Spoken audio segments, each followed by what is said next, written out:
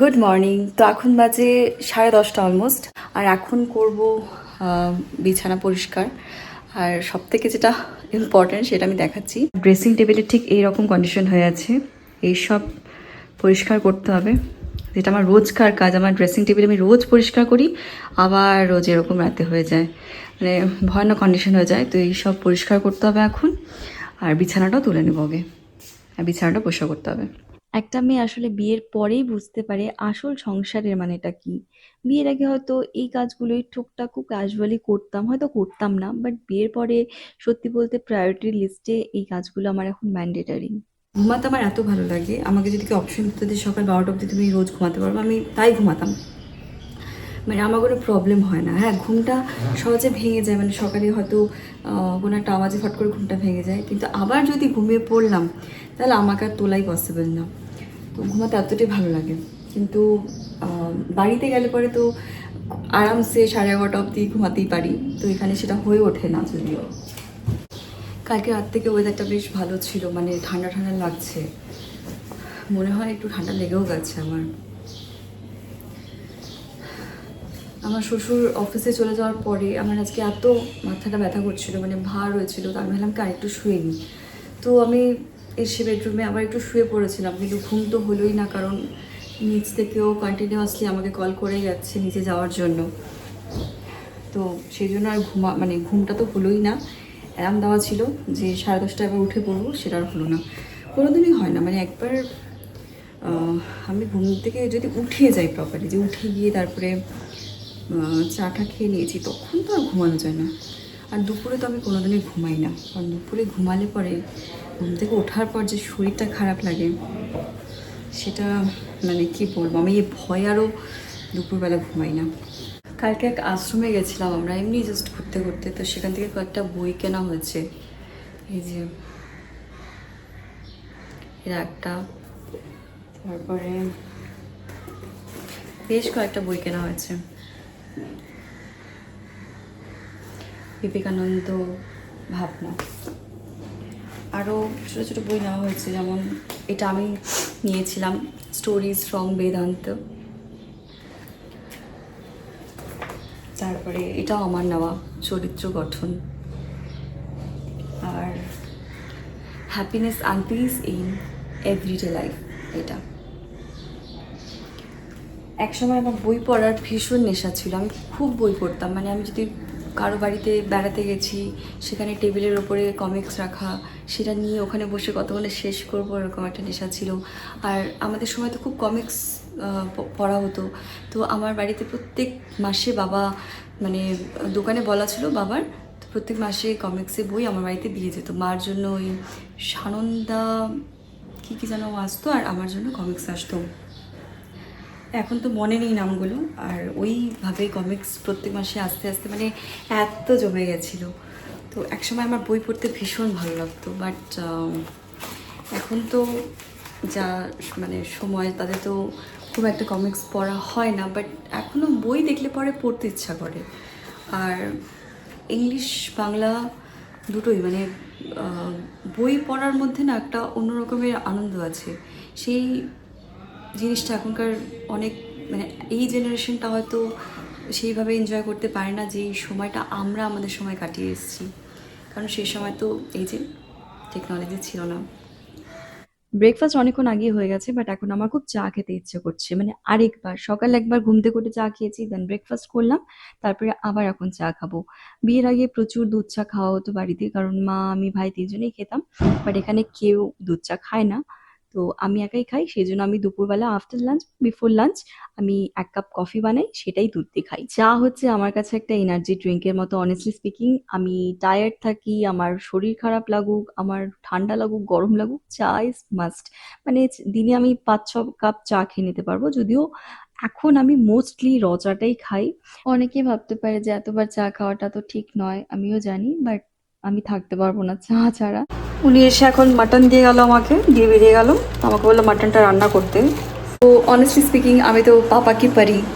কেন বলছি, কারণ হচ্ছে যে মাটনটা আমি কোনোদিনই রান্না করিনি। মানে চিকেনটা করেছি বেশ কয়েকবার, তখন হয়তো বাবা মা পাশে থাকতো বা ও থেকেছে পাশে, বাট মাটন আমি কোনোদিনও রান্না করিনি, তো মাকে ফোন করে বললাম যে মাটনটা কী করে বানায় আমাকে একটু গাইড করে দিও। তো মা বললো ঠিক আছে, যখন তুই বানাবি তখন আমাকে ভিডিও কল করিস, আমি তোকে বলে দেবো। মোস্টলি আমি এই বাড়িতে যখন কোনো রান্না করি তো সবসময় মাকে কলে নিয়েই করি, মানে কতটা কি তেল লাগবে, কতটা কি মশলা লাগবে সেটা মাকে ফোন করে করেই আমি করি। তো আজকে মাটনটা ট্রাই করে দেখা যাক কীরকম কী হয়।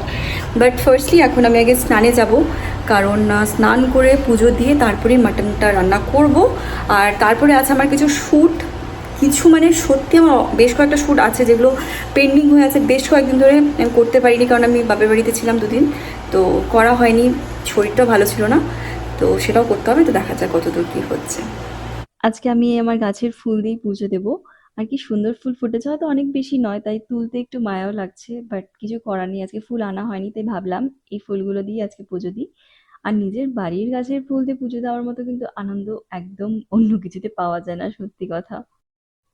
এই জবা গাছটাতে খুব সুন্দর ফুল হতো, তোমাদের সাথেও শেয়ার করেছিলাম, বাট রিসেন্টলি ফুল হচ্ছে না, আর এরকম ফাঙ্গাস বা ইনফেকশনের মতো কিছু একটা হয়ে গেছে। আমরা কিন্তু পাউডারও নিয়ে এসেছি যেটা দোকান থেকে দিয়েছিল, বাট কিছু তো কাজ হচ্ছে না। যদি তোমাদের কাছে কোনো সলিউশন থাকে অবশ্যই শেয়ার করো, কারণ বেশ কয়েকদিন হয়ে গেল কোনো রকম কোনো ফুল হচ্ছে না। আর এই যে সব কটা গাছেই অলমোস্ট হয়ে গেছে, আর যে কারণে হয়তো গাছগুলো মরে যাচ্ছে আর ফুলও হচ্ছে না, কি প্রবলেম বুঝতে পারছি না সত্যি। আমার জাস্ট পুজো দেওয়াটা হয়ে যাক, তারপর তোমাদের সাথে ম্যাজিকটা দেখাচ্ছি। এই যে ওদের জন্য আমার বিস্কিট রাখাই থাকে ঠাকুর ঘরে। আয় আয়, জল খাবি? দাঁড়া, জল খাবি? আয় আয়। পুজো দিতে এসে এখন সব থেকে বড় রেসপন্সিবিলিটির কাজ হয়ে গেছে আমার এদেরকে খাওয়ানো, মানে একদিন না খাওয়ালে আমার নিজেরই মনটা খুব খারাপ লাগে। আর অনেকক্ষণ এদের সাথে সময়টা কাটাতেও আমার বেশ ভালো লাগে। জল খায় টুকটুক করে, আমি যেটা খেতে দিই সেটা খায়। আর আমি যদি খেতে না দিই বা যদি পুজো দিতে গিয়ে ওদেরকে না ডাকি, ওরা আমার অপেক্ষা করে না, এসে প্রাচীরে বসে নিজেই ওরকম করে ডাকতে থাকে। খুব মায়া লাগে, হয়তো এরা মুখে বলতে পারে না, বাট এদের টানটা অন্যরকমের হয়, সত্যি কথা।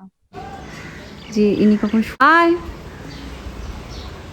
হয়ে গেছে স্নান পুজো সব কমপ্লিট, এখন আমি মাটন রান্না শুরু করব, কিন্তু তার আগে যেটা সব থেকে ইম্পর্টেন্ট সেটা হচ্ছে এখন বানাবো আমার জন্য চা বা কফি কিছু একটা। কারণ আমি সকাল থেকে 2বার অলরেডি আমার চা খাওয়া হয়ে যায়, তারপরে স্নান করে আমি কফি খাই, বাট আজকে আমি একবারই চা খেয়েছি। তো এখন আমি আগে কফিটা বানাবো, তারপরে আমি রান্নার প্রিপারেশন সব শুরু করব। মাটন, আমার মাটন যেহেতু আমাদের বাড়িতে শুধু আমি আর ওই খাবো, আর তো কেউ খায় না,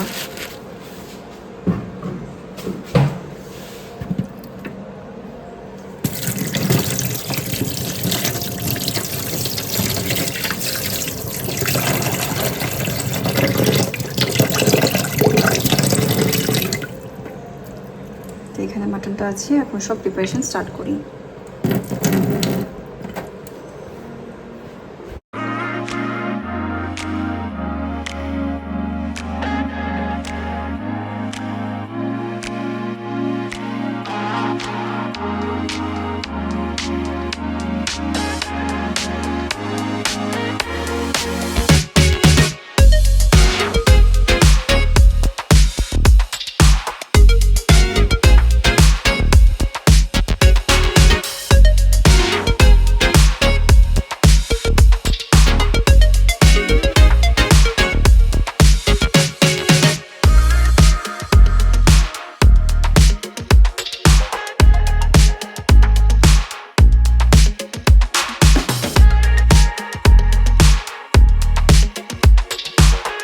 নিলাম, এই যে তুমি দেখো এদিকে তাকো, মাংস নিলাম, তারপর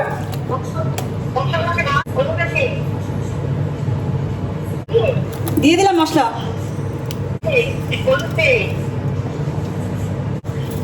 এক চামচ, তারপর হলুদ হলুদ হলুদ কতটা? এক চামচ দে না। গুঁড়া, হ্যাঁ, দিয়ে ভালো করে মাখা।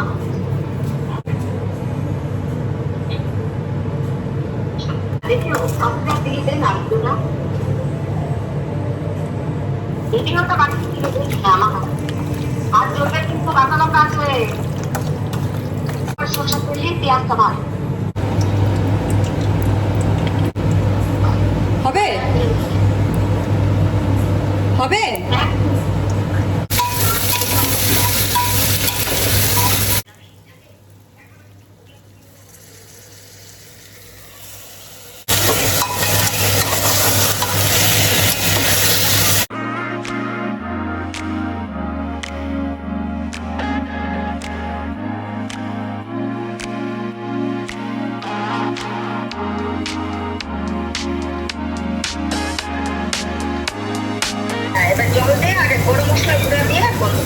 যা কতটা না না নেড়ে দিয়ে বড় মশলা দিবি। হ্যাঁ, ঠিক আছে। বড় মশলা কেমন যেন দেখতে হয়?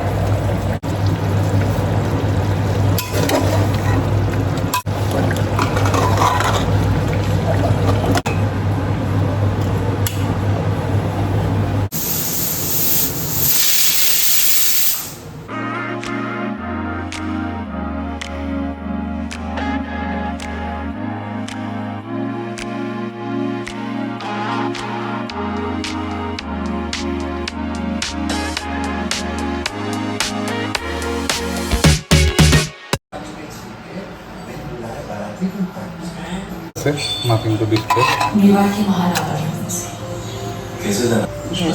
চল আমাকে সাথে হাড্ডি দিয়ে আমাকে হাড্ডি আমার চর্বি লাগে না আমার হাড্ডি লাগে হ্যাঁ খুব ভালো হচ্ছে চরম হচ্ছে